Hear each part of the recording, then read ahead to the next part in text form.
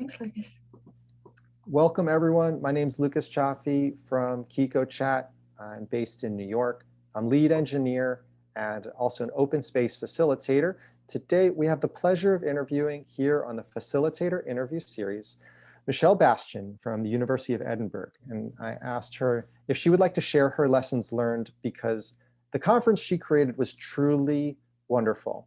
It was the people that came were just lovely. I had the privilege of being on tech support, so I got to meet many of them. There was a special character about the event that like being on tech support, you're normally dealing with people's problems, but it's like people were just like happy and like, hey, can you help me solve this? And it was just, so there was something special about the event. So we wanted to dig deeper and find out from Michelle. Michelle, if you'd like to introduce yourself, and then I'll throw out some questions. And this will be very interactive and engaging. Folks can add questions in the chat or they can put it behind Kiko Chat. So let me turn it over to you, Michelle, to begin. Yeah, sure. Thank you. So my name's Michelle Bastian and I work at the University of Edinburgh. I'm a philosopher by training, but I've studied research in lots of different kinds of areas, and particularly around time and environment and clocks and lots of different kinds of things. All right, so with this conference, when did you have the idea to hold it? Did you decide whether it had to be online or in person? How much time did you have to plan it? And what was the purpose of the conference? Okay, so this was a conference for the Temporal Belongings Research Network, which is been going for about 10 years or maybe a bit more now, which looks at time and community, so thinking about time and social life. And we had a lot of different events. And then in 2018, we launched an international conference series and had that in Edinburgh. We had about 100 people, 120 people who came to that. And we're really excited. It worked really well, so we wanted to have the second one. One of the things that really struck me from my first international event, though, was how we had, I think there was one particular thing that struck me was that there was someone who flew from Canada to do a 15-minute talk for one day and then flew back again. And that kind of made me feel very uncomfortable that I'd facilitated that kind of thing happening. And then we were sort of set to do our second conference in Oslo, but not really sure if we should. And the recent IPCC report came out and it really made us reflect. And it was actually at that time in 2019, so before the pandemic, we actually decided we were going to go online for climate change reasons, climate breakdown, and basically wanting to create a kind of pilot and a kind of model for how you could do an online conference that really focused on how people could interact. Everybody sort of talks about where the coffee breaks, so a big focus for us in organizing this event was not just sort of content sharing, but how we could create a lot of interaction between people. And that's been a focus of temporal belonging events all the way along, actually, is that the tagline is we don't just talk about time and community, we like to experiment with time and community. So we've often used techniques that have not been about just sharing what we're doing, but if you've got all these people together, how can you get them to really reflect together and synthesize what they've all heard? So we've used techniques like open space technology and World Cafe and lots of different kinds of things like that as well, which aren't so usual in academic events. Excellent. And I saw it was a large conference, over 400 people registered. And can you tell us what was the distribution of where they came from? And then maybe I'll toss in one more question. If you could tell us about your organizing team, how much time did it take from start to when the event kicked off? So, I mean, it was quite nice actually that we did do one previous international event because we could compare the differences between them of how long they took organizing it, what different expectations were. But this one, yeah, we went from 120 to 418, I think, registered. So that just showed just that, how much, how many more people can come to the event because it moved online.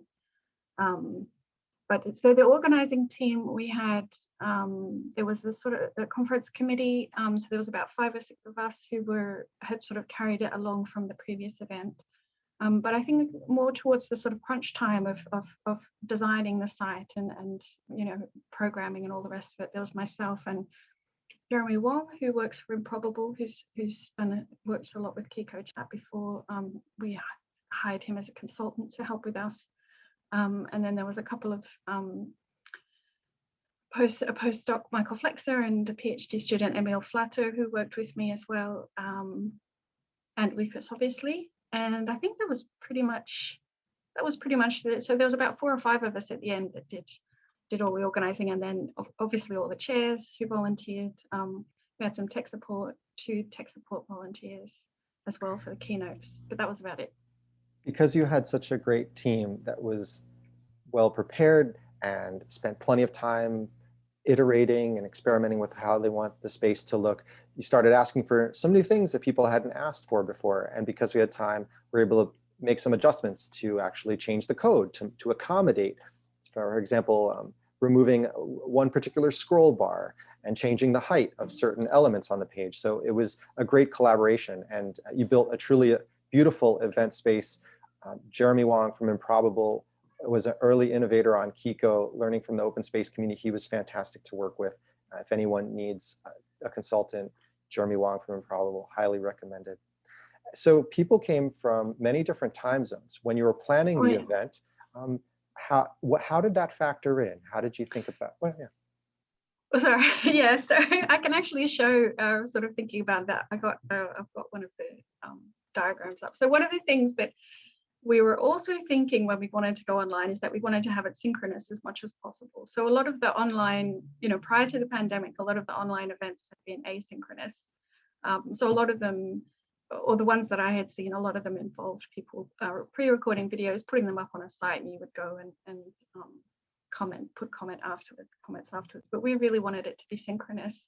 And so we were thinking about how, so Tom Van Doren, who's one of the committee people, who's from, well, I'm from Australia too, but he lives and works in Australia, so he's much more familiar with trying to manage all these time zones, alerted us to the fact that there was this 1 hour block that worked for North and South America, Europe, and Australia and New Zealand, as long as you're in daylight saving time. So this is partly why we had it in March. But there was this 1 hour block, and sort of we built where we could have keynotes, where we could have pretty much an okay time for quite a lot of people around the globe. And so we built it off that, and also had, I'll share my screen. So this was, people who've commented on it have said that this was an unusual thing about the conference too, was actually thinking a lot. I mean, given that it was a time conference, we wanted to think about time quite explicitly. So what you're seeing here is our temporal design, I guess, for the conference was to have 3 blocks. So block A down here, block B, and block C. And these blocks were designed to bring together 3 major regions, I suppose, in different combinations. So you could have the Americas and Australasia, you could have Australasia and Europe, and the Americas and Europe as well, having sort of optimal time for those blocks to encourage people to, as an international conference, so that we could have people who could still make connections and still network across these different areas. And then you see here we had this sort of block that was sort of pretty much okay for most people, where we had keynote sessions here. So that's the magic one right there. It looked like 8 p.m. Pacific time in the United States. I didn't catch all the times, but that's so neat that it's this. Yeah, that was 8 p.m. UK time. Oh, okay. Yeah, so I mean, I'm looking forward to getting the feedback from everybody about how that worked. But we did have, yeah, there was a lot of thought into how we could have these blocks that would bring different people together from different time zones, but not force.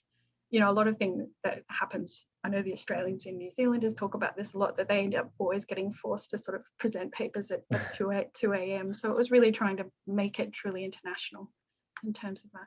Great. Well, other questions, feel free to answer any of them. So what went well? Would you like to show us your event space? Anything that you'd like to do differently? All questions on my mind. And people at this time are also welcome to put in questions into the chat, and we'll get them. Yeah, well, I can show how we designed it. So, I mean, it was so smooth, and because KikoChat is just so easy for us to use. And I could really see, I've watched a lot of the other facilitator interview videos, which were just really super helpful. And so that was really inspiring for us. And I know that things that they asked you to do, Lucas, were things that we could then take advantage of. So this was our landing page, where we had, this was, Jeremy designed it with this kind of circular image here, and welcome banner.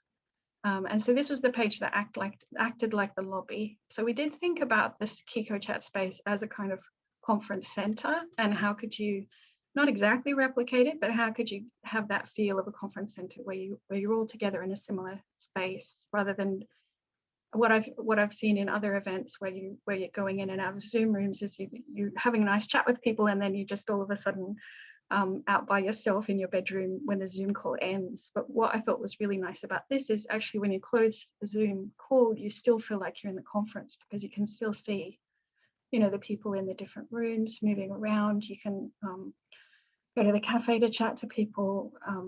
So you're still there. I think that was the feeling that I got. It wasn't this sort of intense chatting and then nothing. It was a nice sort of intermediary. So yeah, we had the welcome space. We had Lucas and Jeremy were on the video here in case anybody had any questions. The timetable, which was in people's own time zones. So one thing I would have done is try and have that a lot earlier, because people did feel, I got a lot of comments that people felt quite overwhelmed at how complex the timetable was. A lot of people said it was complex, but when I showed up, it was okay when I had to actually use it. I think people did feel a bit overwhelmed to begin with. But so having this in that automatically goes to your own time zone is quite helpful. Just going to show the video panel so I can see. And the other thing that we did along here is we had the cafe. So there's a spatial chat. I'll just click on that.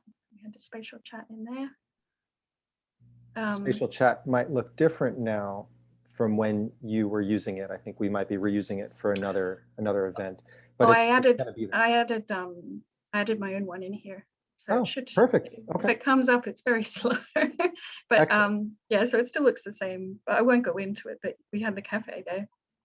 And then we also had rooms like what you would have at a conference center. We thought of different names. So these are all time related people that we wanted to let people know about, basically. So Jeremy designed these really nice, just so that panels here, so that people could see what was on and they could learn a little bit about who the room was named after. So we've got sort of 6 rooms there. What was really nice about that too was that you could, just add on an extra room. I remember the last time when we had it in person, it was a lot of difficult negotiations with the conference center, trying to work out how many rooms we could afford and did we need these extra rooms. And so just having that freedom, for me, that was just great, not having to worry about that kind of thing.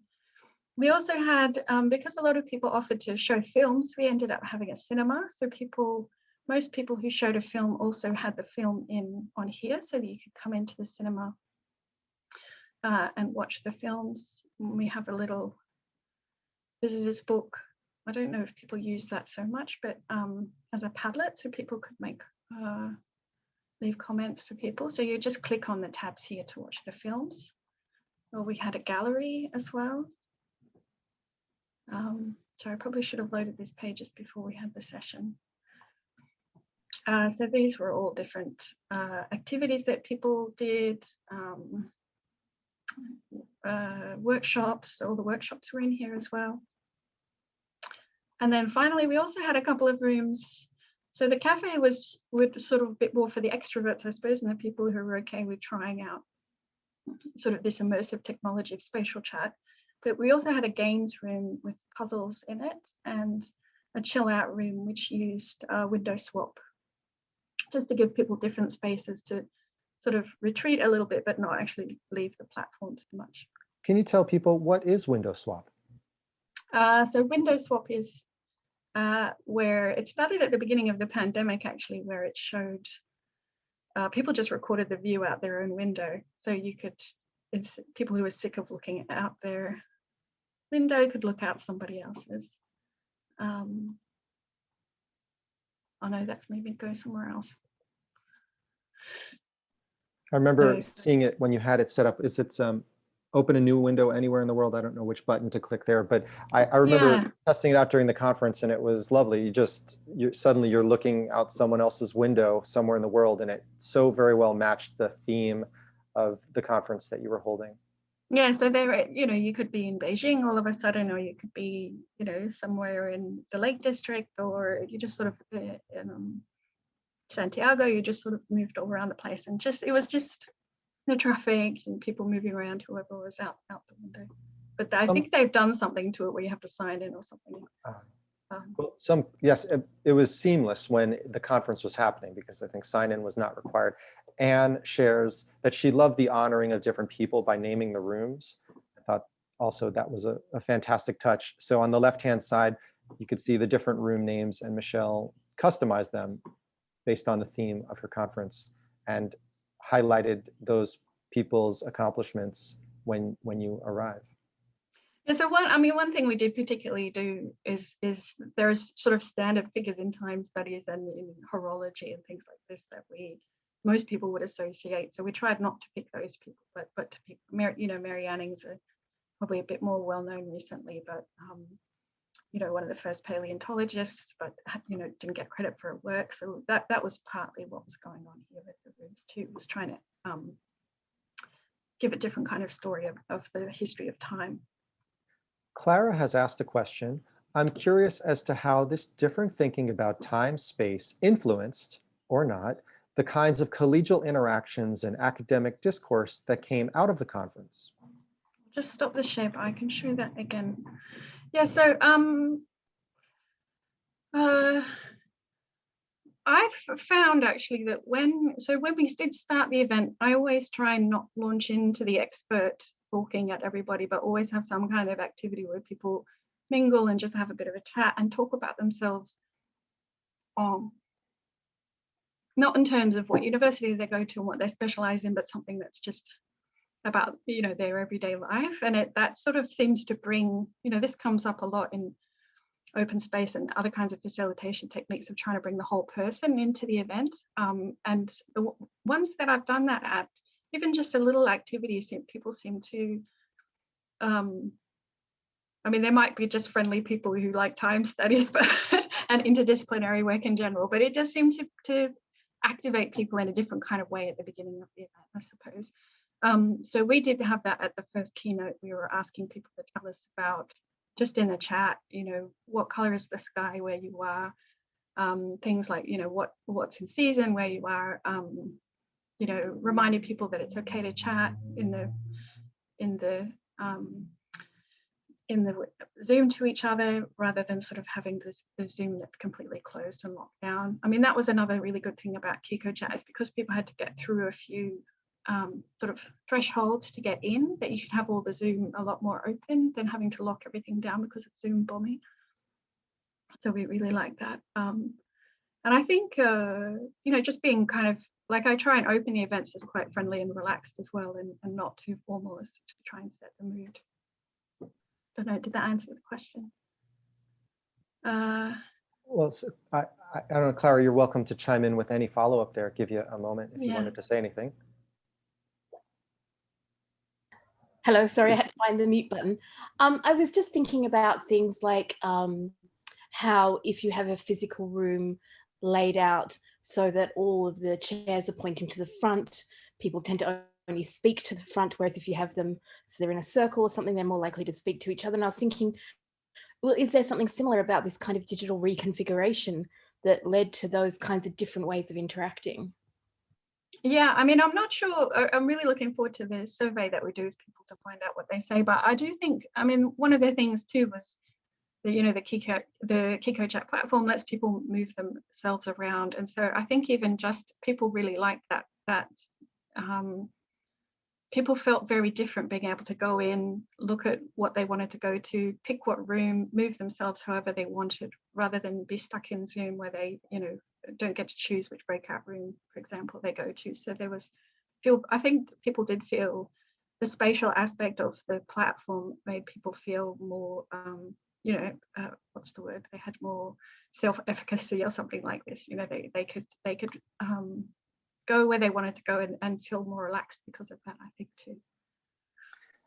We have two comments that are similar, Clara and Sam. I found it complex knowing there was, I found it complex, but knowing that there was an asynchronous option to catch up helped very much. There were so many things to see at once. I had the feeling of being overwhelmed by the timetable, but I've also felt that when confronting the rooms and time layouts for in-person conferences.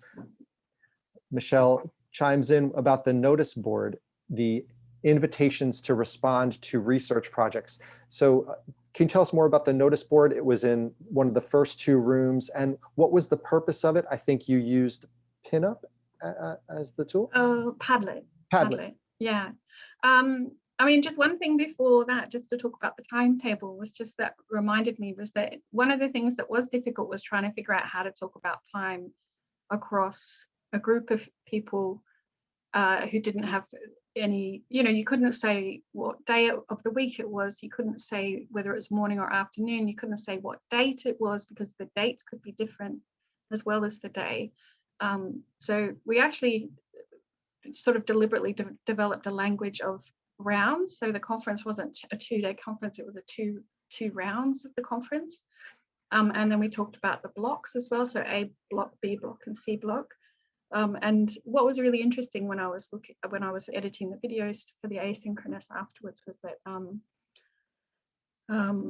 that people were very conscious of that, of not being able to say good morning, for example, because we were all at different times, but people sort of worked out a shared language for how to talk about being together in the now without having these spatial references or daily references that we normally do have. But so the notice board, Padlets worked really well for me in online teaching. So I added a few of them in, but they didn't actually get used a lot, to be honest. So there was a notice board in the cafe, which you might have seen. I moved that to the lobby because it was a bit hidden behind the spatial chat, I think. I think a couple of people did put things on it, but there wasn't a lot of discussion on there, actually, or people leaving comments for anybody. I think it was nice to have them there, just to have the invitation, though. A comment on what you're saying about the times.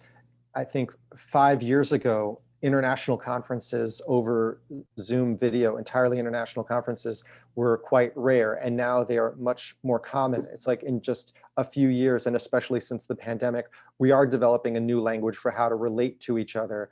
And the fact that you can't say, good morning or happy Tuesday because it's not Tuesday for it's really fascinating. Yeah. And it opens up our minds for everyone's situation. We're all under the same sky, but different color on different days. Sonia asks, of all the tools you showed us, which ones do you feel were most useful in making the conference a success? Were there other tools that you wish you could have used in retrospect? Or done without? Yeah, I think, well, I mean, just the Kiko chat platform itself, I think, without or even all the bells and whistles that we added to it, I think just, that it was very smooth. I think people got, that moving to having the Zoom calls in their own room, being able to lay it out like a bit like a conference center, so people could use that kind of logic to find their way around. I wasn't sure about the spatial chat. I'll be really looking forward to seeing the comments, because I think people were a bit, so we had our first keynote speaker, Karen Barad, who was, really lovely, and they went to the spatial chat afterwards. But then when everybody came, spatial chat put everybody in the same place. And I know a lot of comments, that people felt uncomfortable that they were butting in on other people's conversations because they would just get dropped where the other people were, and they felt very uncomfortable about that. Even to the, that some of them would leave early or not engage with it so much, or that it was just too overwhelming. So I had big hopes for the spatial chat, and I think you might get about 20 or 30 people in there, but it wasn't like you have 120 in all the different rooms. You didn't have like a sort of the massive people coming to the cafe like you did, you would in an in-person conference. If I could pick up on that spatial chat, that's new feedback for me, and that's very interesting. So spatial chat intentionally puts people near each other so they can start talking. For folks that are not familiar with spatial chat, it's a tool that we embed where the notes go. So instead of seeing notes, you see your circle with your face and video in it, and you can move your video to one side of the room, up, down, to be close to other people. But that makes a lot of sense that some people are arriving right into the middle of someone else's conversation. And I think one solution that we can suggest is in the middle of the space, we can put a circle that says, people will land here if you like to try moving out of these circles. So that's helpful for me to hear, to coach others that are using spatial chat and other tools like Congregate and Wonder and Work Adventure, all in the same family. So many great questions here. Michelle, do you see some others you want to answer? There's another one from Allison here. Do you have an idea? Yeah. Oh, go ahead, please. Yeah, so I could actually tell you exactly how much time I spent on it, because I keep track all my time. So I think it was about 200 hours. So it was about 5 full weeks actually altogether, but that was spread out over about a year. Was that I won't your look time? it up actually. Your time, Michelle? That was my time. So I was mostly, I really enjoy doing this, so I did most of it. So there was probably about 100 hours altogether if you put the prep in, and then maybe Jeremy's on top of that. But she also asks about the cost. You're welcome to tell people how much we charge you. We don't mind, but you don't have to, of course, in case you have any reasons that you don't want to share the cost, of course. Well, it was super affordable actually. So what was really amazing, the financial aspect of it was really amazing for me, and I didn't know how it was going to work out. But we went from charging 180 down to about 120 for the in-person conference to 50, 30, and 10 with the option. So even just that is amazing to be able to reduce it by that much. But with that money, we got to pay, we were able to pay fees to keynotes, which we hadn't been able to do before. We were able to, just have £10 entry for anybody who couldn't afford very much. We paid all the postdocs and PhDs. We were able to pay them an honorarium, and they normally do all of that work for free. And all the money that you pay goes to the conference center, which then goes to the university that owns the conference center. Whereas this time, the people that put the time in, that could get rewarded. And we could also pay for anybody who needed captioning, individual captioning. We had funds to support any of that kind of accessibility, which you also usually can't afford at a regular conference. So that was really eye-opening for me actually. And Kiko Chat, so we paid a lot for rooms that we didn't need in the in-person one, and Kiko Chat charges you for the minutes that people use, $1 per person per day plus the minutes. So it was really affordable compared to what, and much more sort of not socially just, I suppose, but there was much more opportunity to pay the people who were doing the work rather than exploit PhD labor, for example, for the conferences, and pay facilitators, pay technical assistants, pay design work. All of that stuff's usually done for free because you're paying for the conference center and the travel of keynotes. So yeah, that was great. That was really eye-opening. That's lovely to hear. And I also like your approach to payment. So it's the first conference for anyone that we've interviewed that has paid so many people. And really impressive. I don't know if you can hear this. My little boy out there with the fire engine.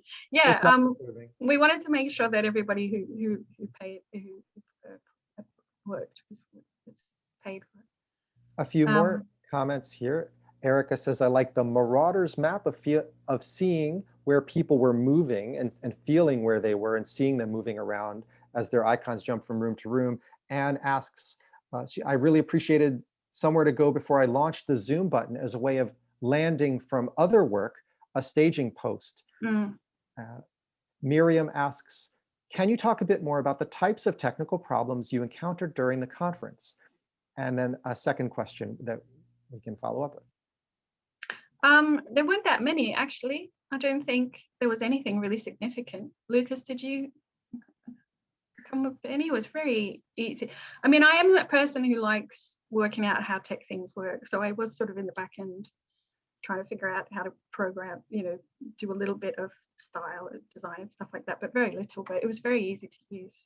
One cool thing you did with Spatial Chat, which is at the end of your programming, at the end of every round, you had this social half hour or hour, and you brought in live performers. Oh, yeah. And one thing that I had forgotten is that if a live performer wants to stream into YouTube Live, they must activate their live streaming with YouTube at least 24 hours prior. But that's just the first time they do it. So if they'd never done live performances on YouTube, you want 24 hours, because then we had to switch a YouTube account that was active.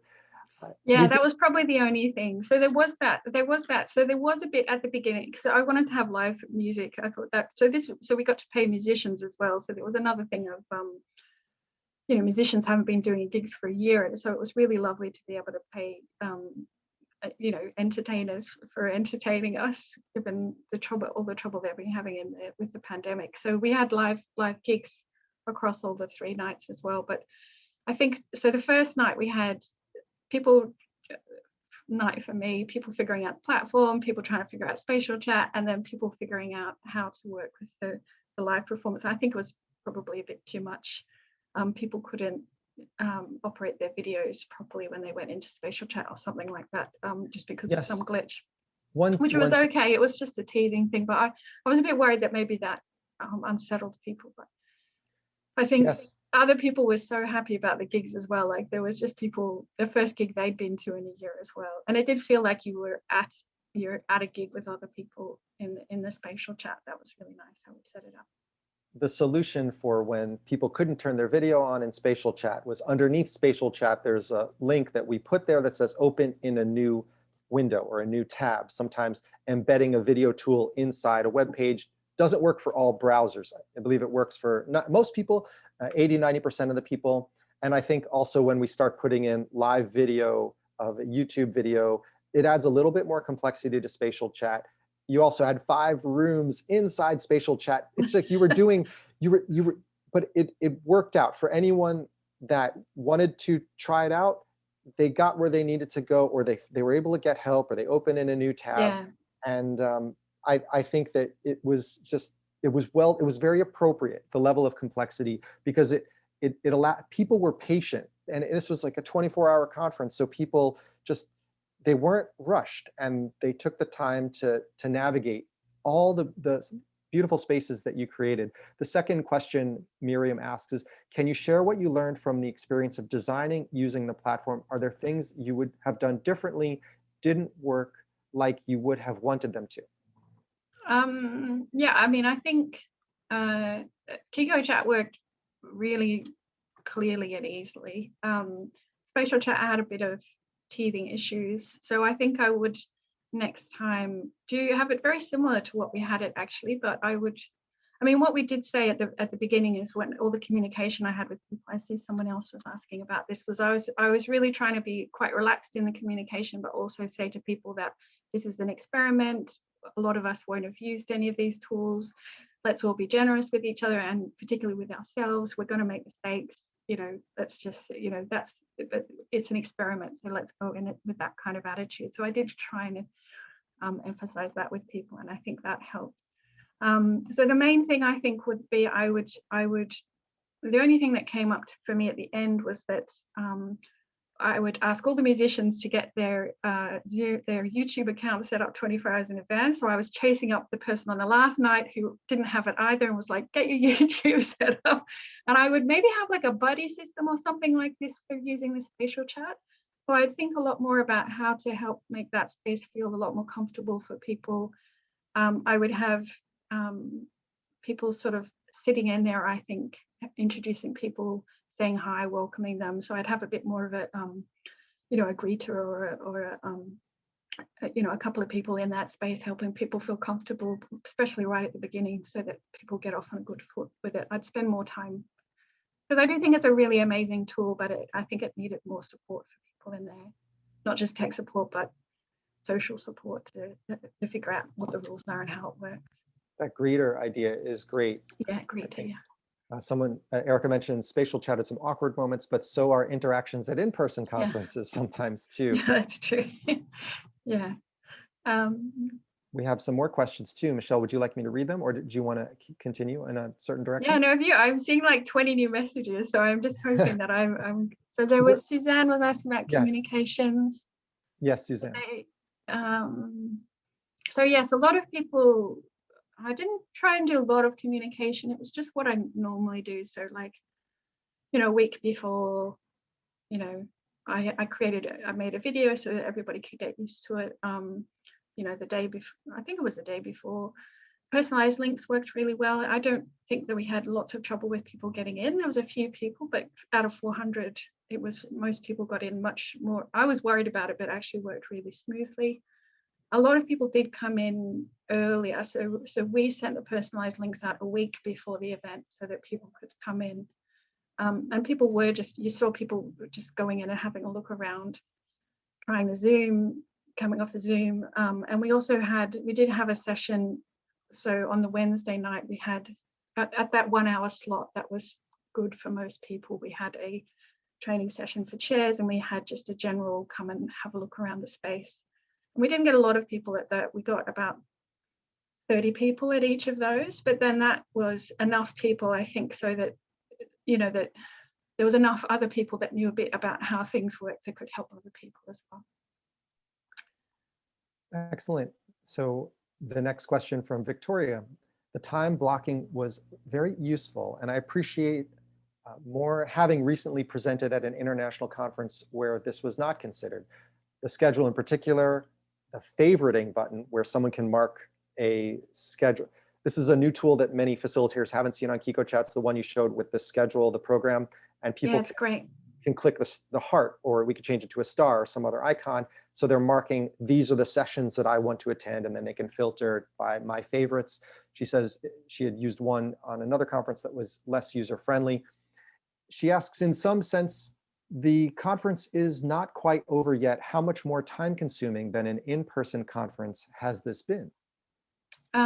So I would say it was probably about the same or even less time than the in-person conferences. It was pretty much about the same, because a lot of the stuff is still the same, organizing the keynotes, but you don't have to organize their travel and accommodation and rebook and as they get all their other events that they get to. So that was great, being able to skip most of that. Creating the program took about the same amount of time. I created the program last time, and even with lots more speakers, it took me about the same time.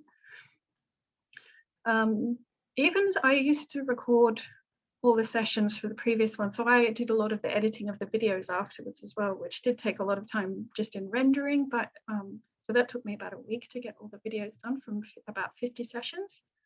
But it wasn't too bad either. I was a bit stressed about it, but it got done in the end. So it wasn't, I don't think it was more, given that it was bigger, it took less time than the original one for 120 people. Erica mentions that she liked very much being able to log in advance and familiarize herself with the platform, which is great because you can also hold your rehearsals ahead of time in the same space where the event will happen. She suggests that one function to make spatial chat better is a way to invite people to join the conversations. And I think that it's a great idea to have that greeter in the middle of spatial chat. Did we have the one-to-one chat messaging turned on for your event with Rocket Chat? Did you get any feedback? We did, but nobody really used it. I don't think it quite works yet.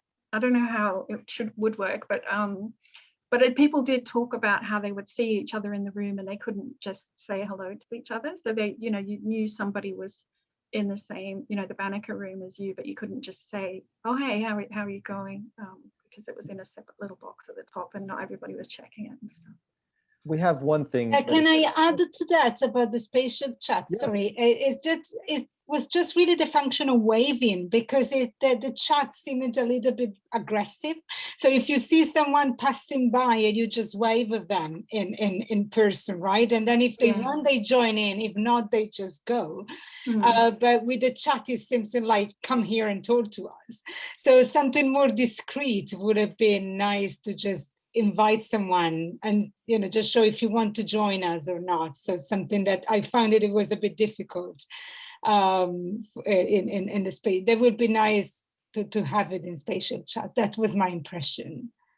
Yeah, so there is, when you click on a profile button, you can send an email to somebody, but I suppose then they have to be checking their emails. So if Rocket Chat was somehow in, you know, send someone a quick message, but I don't know how you'd program that in. You'd have to have something popping up. I don't know. I hear two really interesting ideas here. What Erica's mentioning is, I think, a physical waving. Is that right? Inside spatial chat.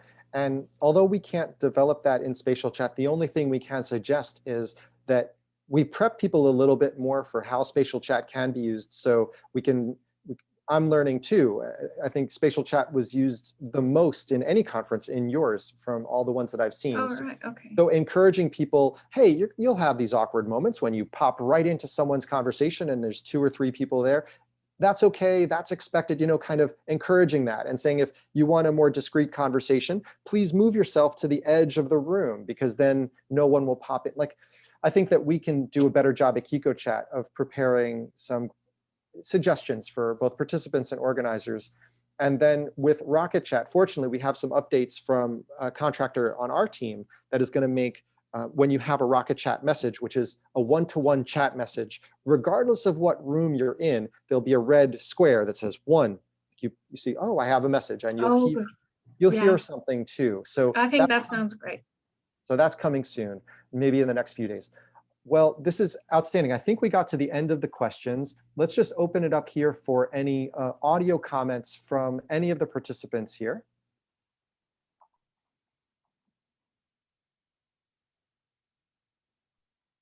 Suzanne types, super, super interview, so energizing, learning so much, a real feel of hospitality. Thank you, Michelle. Allison asks, was everything 2-dimensional, or did you have any virtual reality areas? No. No, it was, I mean, I you know, used to go on Second Life, you know, back when people, I know it's coming back again, but it didn't,